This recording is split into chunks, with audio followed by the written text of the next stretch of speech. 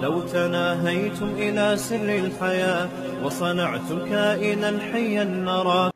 سوال تھوڑا سا بیہودہ سا ہے. ایک صاحب نے سوال پوچھا, آج کل تو یہ اللہ معاف فرمائیے ہومو سیکشولیٹی کو بڑا فروغ دیا جا رہا ہے نا, کہ کسی کو عورت میں رغبت ہی نہیں ہے, وہ اگر جنت میں گیا تو کیا اللہ اس کی اس خواہش کو پورا کریں گے وہاں؟ اس کا جواب یہی کہ وہ جنت میں جائے گا کیوں؟ جنت پاکیزہ لوگوں کے لیے بنی ہے بھائی, جو نکاح کی رغبت رکھتے ہیں. لوط علیہ السلام کی قوم لڑکوں میں دلچسپی لے رہی تھی تو کہاں گئے؟ وہ جنت میں گئے کیا؟ لوط علیہ السلام نے کہا ہا اولائی بناتی, قوم کی بیٹیاں, ان سے نکاح کرو. انہوں نے کہا ہمیں نکاح میں رغبت, بیوی میں رغبت نہیں ہے. قرآن کہتے ہیں ہم نے پوری قوم کو ایسے زمین سے اٹھا کے الٹا پٹخ کے ختم کر دیا.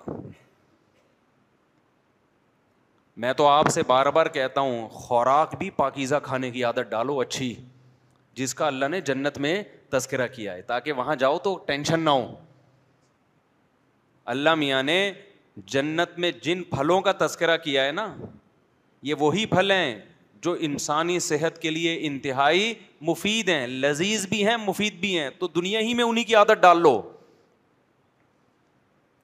اس سے صحت اچھی ہوگی, دنیا میں جنت کا مزہ آئے گا. انجیر ہے, زیتون ہے, کھجور ہے, اس کا اللہ تذکرہ کرتا ہے نا قرآن میں. کہیں سموسے کا پکوڑے کا ہے؟ جائز ہے سموسے پکوڑے کھا کے کوئی جہنم میں نہیں جائے گا, آپ کھا لیں. ویسے ہی ایک جنرل نالج کے لیے ایک بات کر رہا ہوں کہ اللہ میاں جن پھلوں کو, جن خوراکوں کو قرآن میں ہائی لائٹ کر رہے ہیں نا, ان کو فوکس کرو, نیچرل لائف کو فوکس کرو. انہی میں ایک چیز اکثر میں بتاتا رہتا ہوں کہ یہ ڈالڈے مالڈے چھوڑ کے فیٹ چربی پہ آ جاؤ جانوروں کی. بعض ڈاکٹر ایک دم بھڑک جاتے ہیں میری اس بات پہ کہ بھائی لوگوں کو چربی کھلا کے ہارٹ پیشنٹ بنا رہا ہے. تو ان ڈاکٹر صاحب کی خدمت میں عرض ہے کہ ڈاکٹر صاحب میں صرف چربی نہیں کھلا رہا, میں ان کو پھر پوری لائف اسٹائل چینج کرنے کا حکم دے رہا ہوں نا, کہ پھر ایکسرسائز بھی کرو, بھاگو دوڑو بھی, اور لائف اسٹائل چینج کرو, پھر فیٹ کھاؤ, دمبے کی چربی کھاؤ, اونٹ کی چربی کھاؤ. قرآن سے پتہ چلتا ہے چربی انسانی صحت کے لیے انتہائی مفید چیز ہے. اتنی مفید ہے کہ اللہ نے یہودیوں کو گناہوں کی وجہ سے سزا دی کہ چربی پہ پابندی ہے. وحرمنا علیہم شحومہما, کہ گائے کی چربی, بیل کی چربی اور اونٹ کی چربی تم پہ کیا ہے؟ حرام ہے. اچھی چیزیں حرام کی جاتی ہیں سزا میں, یا سزا میں بری چیزوں کو حرام کیا جاتا ہے؟ کسی نے کوئی قتل کیا, حکومت نے سزا دی کہ آج کے بعد تو چرس نہیں پیے گا, اور اس سے چرس چھوٹ گئی, تو یہ سزا تھوڑی ہے, یہ تو فائدہ ہو گیا نا. یہودیوں کو اللہ نے کہا پورا گوشت کھا سکتے ہو, چربی کے قریب پٹکنے کی اجازت نہیں ہے, تمہاری بدعمالیاں ایسی ہیں, چربی نہیں کھاؤ گے تم. اور ہم سے کوئی میرے بھائی ایسا یہودیوں والا گناہ بھی نہیں ہوا. ہم یوٹیوب دیکھ دیکھ کے اور پروپیگنڈے سے متاثر ہو کے ہم نے دیسی گھی کو بھی سائڈ پہ لگایا, دمبے کی چربی کو ایسے صاف کرواتے ہیں. ہمیں صاف ستھرا گوشت چاہیے, ٹھیک ہے نا, ذرا بھی اس پہ چربی نہیں آنی چاہیے, رواج نہیں آنا چاہیے. اس صاف ستھرا گوشت لے جا کے اس آئل میں جا کے پکایا جس کا یہ بھی نہیں پتا یہ بلیچ سے صاف ہوا ہے یا اس میں سرف سے دھویا گیا ہے, اس کو کیا ہے یہ, وہ چمکتا دھمکتا آئل جو ہے نا ایسا, بس یہ بھی نہیں پتا یہ چمک کیوں رہا ہے اتنا, کیا ڈالا ہے اس کے اندر.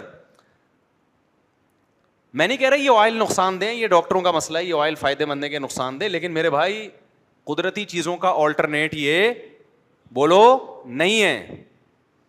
ایک مرغی وہ ہے جو اللہ کے مشورے پہ انڈا دیتی ہے, جو ہماری مرغیاں ہیں 8-10 انڈے دیں گی, اس کے بعد بیٹھ جائیں گی اس کے اوپر.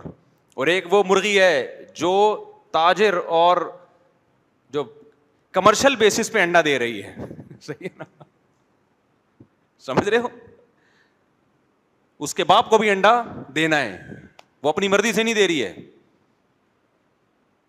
کیونکہ اگر وہ 8 انڈوں کے بعد وہ انڈوں پہ بیٹھے گی تو وہ جو تاجر جس نے پورا پروجیکٹ لگایا ہے وہ کہے گا میرا خرچہ اتنا ہو رہا ہے, اس کا آؤٹ پٹ کیا آ رہا ہے, کم آ رہا ہے.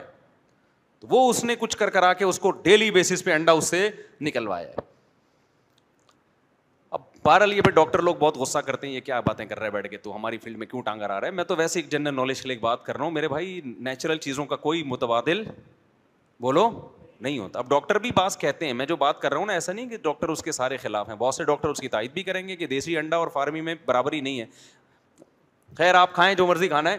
لیکن میں یہ جلدی سے عرض کروں, آگے پھر چلتا ہوں میں, کہ اللہ میاں نے چربی حرام کی یہودیوں پہ گناہوں کی وجہ سے, لہذا وہ گوشت روکھا کھاتے تھے, چربی میں پکانے کے کھانے کی اجازت نہیں تھی.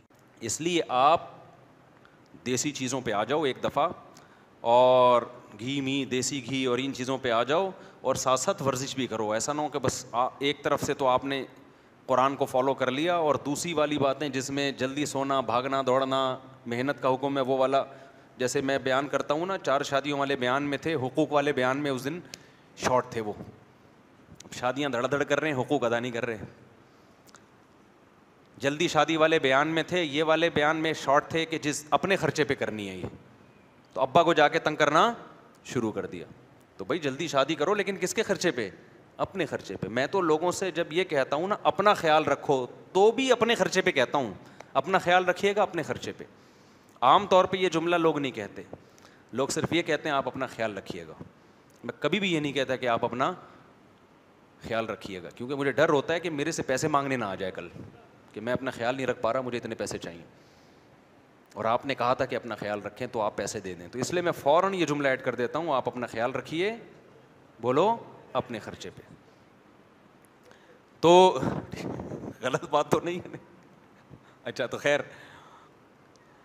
تو میں یہ عرض کر رہا تھا کہ وہ 1-2 کیسز آئے نا, وہ چربی پھوڑنا شروع کر دی, پھر پتہ نہیں ان کو کوئی بلڈ پریشر ہائی ہو گیا یا کیا ہو گیا, تو مجھے کہہ رہے ہیں کہ یار اس نے ہمیں چربی پہ لگایا ہے. تو ہم نے آپ کو صرف فیٹ پہ نہیں لگایا, آپ کو پھر ایکسرسائز پہ بھی لگایا ہے, بھاگو دوڑو, اور پھر دوسری بات یہ کہ باقی خوراک کم کرو.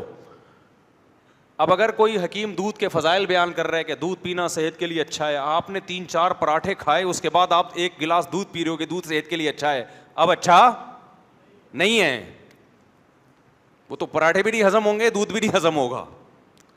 تو دودھ صحت کے لیے اچھا ہے جیسے پیغمبر نے پیا ہے. ہمارے نبی صلی اللہ علیہ وسلم بھوک میں کھانے کی جگہ دودھ استعمال کیا ہے آپ نے, اور آپ کھانے کے بعد 1 گلاس دودھ پی رہے ہوتے ہو.